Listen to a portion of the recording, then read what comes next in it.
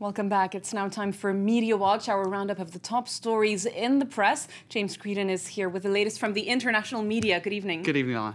And we start with the Occupy London movement. Both the City of London and St. Paul's Cathedral are seeking legal action against protesters. That's right. It's been going on now for over a week, well over a week. And for 1 week, St. Paul's Cathedral has been shut down to the faithful. I suppose they had to shut it down because of all these tents surrounding it.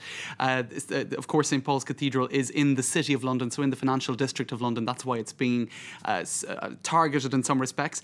Now, a chaplain at St. Paul's Cathedral has stood down after Occupy London protesters were told they'd have to move on, that the authorities were seeking a High Court injunction to end the siege at this cathedral. Now, it's pretty interesting stuff, and if you read on the London Evening Standard's website that the authorities in London are trying to find out ways that they could prevent the movement from spreading across the city. One ingenious idea that they've come up with is to put a sprinkler system in place in squares across the city, for example, that Parliament Square. Fun, don't you think? They might just come out of their tents and enjoy the kind of the atmosphere. But also another piece of information in that London Evening Standard article, lawyers say it could take months, possibly up to the spring, for those court proceedings to be successful in terms of moving those protesters who said they'll stay there for as long as possible, certainly up until Christmas, until they can move on. Will they last that long when it gets cold? Well, that's the thing. I suppose it depends on how well insulated those tents are, and indeed the tents have been a big source of discussion. And just to show some of the debate around this, some people are saying this isn't very Christian, I suppose, to move these protesters on. What would Jesus do? That's been one of the hashtags that's been trending big time. I believe the church has been careful to say this is only a last resort and that they're still open to some sort of settlement. Well, there must be divisions within the church as well, because one of those chaplains at St. Paul's has stood down. You can see here also, clear the temple of peaceful protesters, so bringing back some biblical images there as well. So that's becoming a hashtag now, what would Jesus do? Absolutely. Regarding Occupy London. Yes, indeed. And another tweet that has seen a lot of success is this one. Buckingham Palace branded a charade after the thermal imaging cameras find 90% of the 775 rooms empty. Now, what is that all about? Basically, an article that was doing the rounds in the British press in the past week is this one. It started in the Telegraph, where they got a thermal camera out and they shot pictures of the tents saying that 90% of them are empty at night. In other words, the protesters go home to the comfort of their own homes and come back to protest the next day.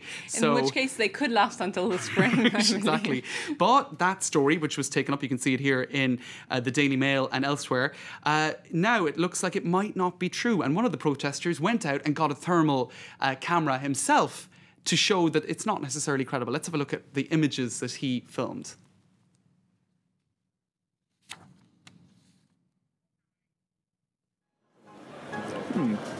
So for a brief moment, I disappeared. Ta-da!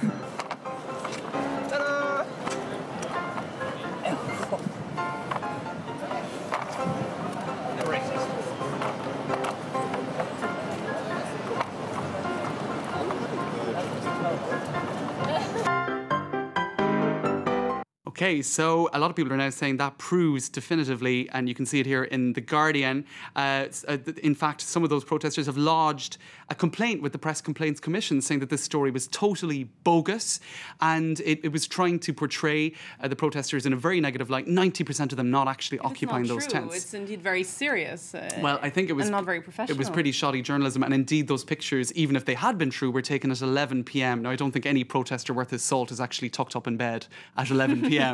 And have a look at this tweet just to finish that.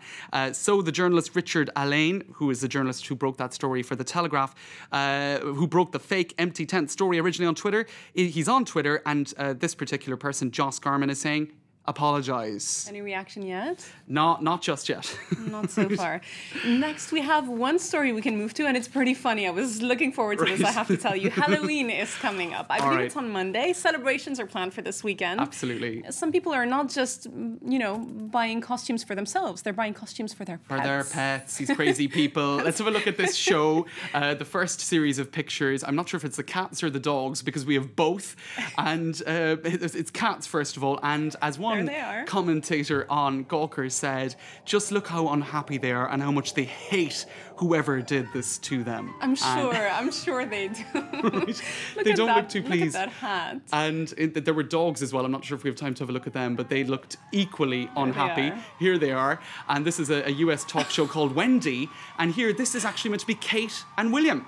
Well, that's Kate in the dog, guys. I think they could have left William be the dog, really. That's very unfair. But there you go. So Gawker is basically saying this is what you shouldn't do for Halloween. These animals really don't appreciate it. I tend to agree with Gawker, I have to say. It's good spectacle, but perhaps not very humane treatment. There, you said Thanks very much, James Creedon. That was Media Watch. Do stay with us on France 24. A fresh news update is coming up in just under a couple of minutes.